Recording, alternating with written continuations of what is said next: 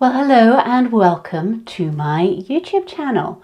My name is Jane and I'm a textile artist, and normally I come to you from my studio in the heart of Scotland, but today I am coming to you from the northeast coast of England, from Northumberland, which is where we've come away to get a few days rest and relaxation and having no plans and no commitments to kind of go from 2024 and into 2025. Now, this is something that when I changed my business and I changed my life was really important to me, because when I had a really big personalised gifts business, and we would have this Christmas which would just be manic. You know, I think 70% of our retail sales were in that 6 weeks before Christmas. And then straight after that, I would go into preparation for a wholesale trade show in London, which was second week in January. And there was never any downtime, and I always just felt that one year end went into the start of the next one, and I just didn't ever get time to kind of have that gap and pause and regroup. So since I stopped doing that, we have been taking just a few days to mark the end of the year.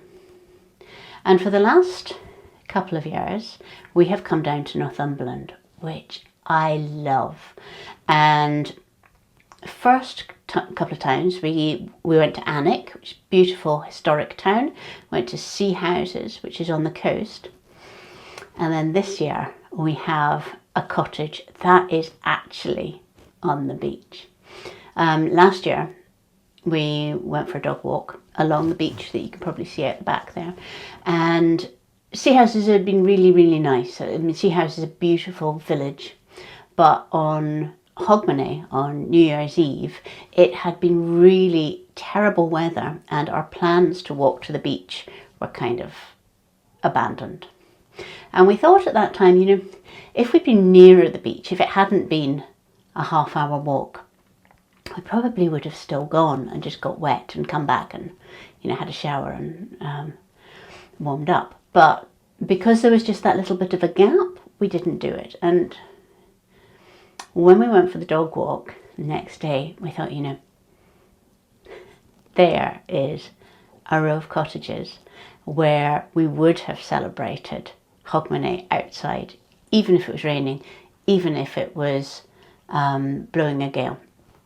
So we did kind of a Google search, we did our own Google Maps, we found them on Airbnb, and we booked up on New Year's Day last year. And it is just amazing, because for me, luxury is being able to go out in my pyjamas with a jumper over the top and just go and sit with a cup of tea down on the beach and watch the birds. And here, that is what I've got. I mean, I'm not somebody who has great dreams of spending, you know, New Year in a hot climate, sunning myself, drinking cocktails, that kind of thing. For me, this tiny little fisherman's cottage, where it is literally 20 steps to the beach, there's hardly anybody else about. And I can just sit there and watch the oyster catchers and the gulls and watch the sun come up, because at this time of year here, it is 8:26 when the sun comes up, which even I can manage, you know, if I'm still in my pyjamas.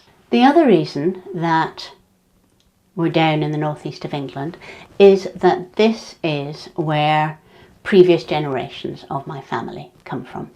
By the time I was born, my parents had moved up to Scotland. They lived in Edinburgh, and then they moved to East Lothian. So I have never lived down here. But all of my relatives were here. So, grandparents and cousins and aunts and all of that kind of thing. And what I found was that I had actually spent quite a lot of my childhood down here. I visited grandparents for a week's time, and as a family, we would come down maybe to pick up grandparents to come north with us, or just to visit. But we never ever went out. So trips would be either we would go round all of the different relatives, and that would be lots and lots and lots of cups of tea in saucers and cakes and balancing. Or those relatives would come to my grandparents' houses, and it would be 16 or 20 people kind of squashed and perched and standing in what were quite small living rooms, each with a cup of tea and their cake, or we would play flounders or spin the knife, that kind of thing. But we never ever went out. Now, my grandparents lived relatively close to each other.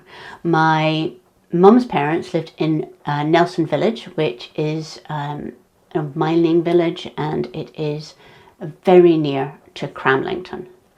And they lived in a semi-detached house that backed onto the railway, and it was really lovely. And I used to go down there, and I would spend a week, and I would see my cousins and things. My dad's parents had kind of retired when I knew them to Seaton Delaval, which is about maybe 15-20 minutes drive from my mum's parents. And again, I would go around there, and I had a whole load of friends on their street, Andrea and Lorraine and Dawn, who I would see, and we would just go out and play. But we never ever went out to the countryside. And it's only as an adult that I have been really re-exploring this and seeing there's just stunning beaches and castles and all kinds of things in Northumberland, which actually, even though I have my roots here, I had never seen. The other thing that I have done, coming down this time, we went on the sort of like a drive-by of my grandparents' houses, and sort of all the things that I remembered from my childhood, which, many of them still exist. It's, the flower shop still exists, and the bowling green still exists, and all of these kinds of things. But I have also brought with me a whole load of things which are to do with the course Stitched, which is starting on 7th, so that's Tuesday. It starts on the 7th, and it's a kind of a course which is part of the Studio Club, but which you can also buy outside, and I'll put the link underneath here.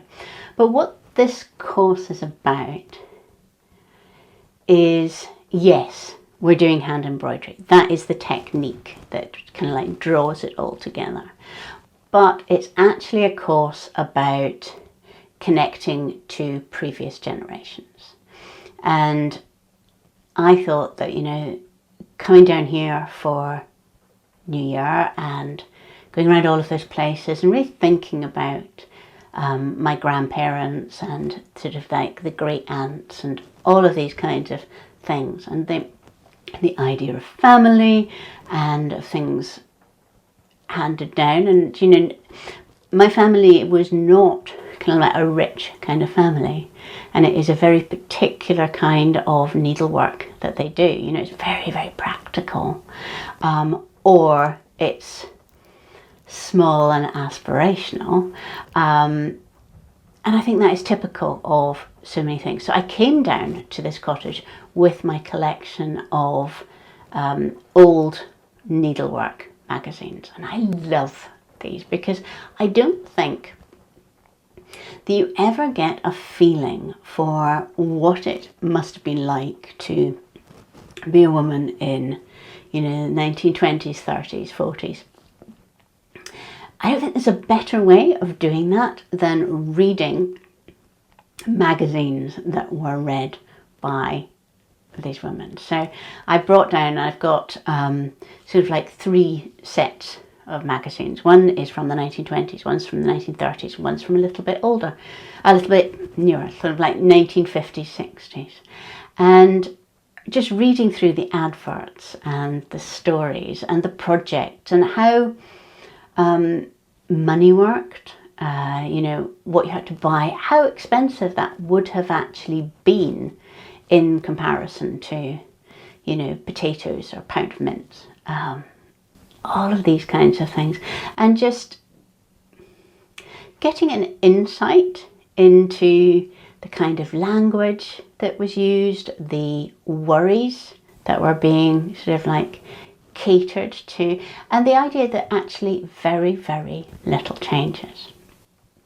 It's also been a chance to go in detail through all of the different designs and try and work out what ones we could adopt. Because the thing about Stitched as a course, it's going to be a course that, yes, I know sort of 3 projects that are going to be over the 6 months, but the rest of it is going to be a little bit of a build as you go course, because it's going to be responding to what people want to do, what supplies they might have that's been handed down, what memories they have.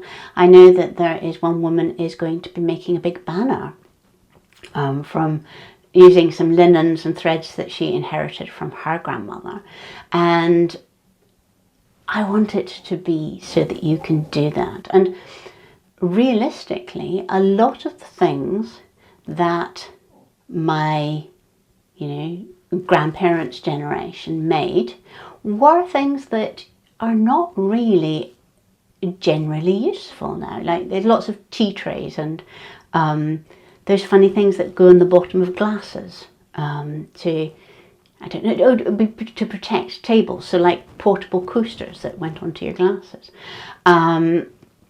Handkerchief sachets. They're nice and they're quirky, but they're not really what we have every day now. So I think that a lot of the things that we do in the Stitched course are going to maybe evolve into embroidered clothing or more home furnishings, that kind of thing. And going through all of these magazines has been just fascinating to see that there was a lot of embroidery on clothes. There was a lot of embroidery on ready-made clothes, whether that was kind of trousseau-y kinds of things, or whether it was the collars on children's shirts. And a lot of the designs, because of that, are really, really simple. So I was looking through one, and there is this, I mean, a ridiculously sort of like 1930s outfit for a little toddler. And yes, you know, it's very, very cute, and of its time in some ways. Maybe it would be a party outfit here, but the decoration on it would have taken maybe half an hour to do the little collar, to decorate it with Lazy Daisy flowers and things. And it elevated it from being, you know, just very standard to something that had love put into it and care. So anyway, this is what I'm doing when I'm not walking along that beach, picking up things like these. Look, I'm collecting limpet shells with holes in them because I want to make a garland. And look at this that I found. Isn't that just amazing? Just lying on a pile of seaweed. Anyway, when I'm not walking along these these beaches, I am sitting reading through 1930s needlewoman magazines so that I can share it all with the Studio Club. And now I am going to go and have a cup of coffee. upload all of this, and I think I'm then going to put my Mac on and brave that weather outside. And I will see you next Friday when I will be back in my studio, and we will be in 2025. And I hope that you had a wonderful, wonderful New Year, and I will speak to you soon. Bye bye.